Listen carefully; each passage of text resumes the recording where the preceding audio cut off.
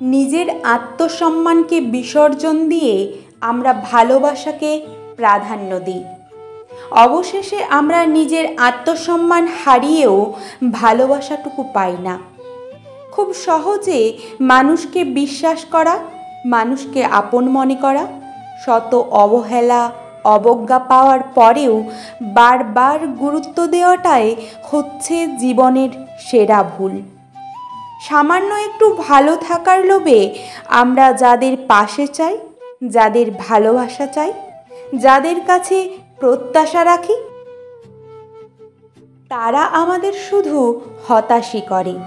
অবহেলা অনাদর পাওয়ার পরেও যখন নির্লজ্জের মতো প্রত্যাশায় বারবার হতাশ হতে থাকি, তখন অনুভূতি আপনা আপনি তার ভাষা হারায়, ছন্দ হারায়।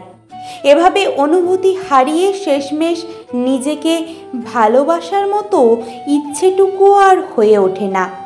অবহেলা শুধু সম্পর্ক নয়, অনুভূতিও নষ্ট করে দেয়, খুব বাজেভাবে নষ্ট করে দেয়।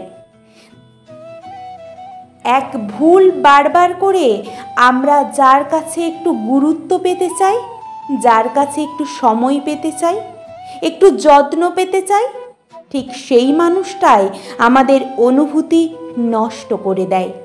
আর তারপর আমরা অনুভূতিহীন মানুষ হয়ে অসহায়ের মতো মুখ থুবড়ে পড়ে থাকি হতাশায়। ধন্যবাদ।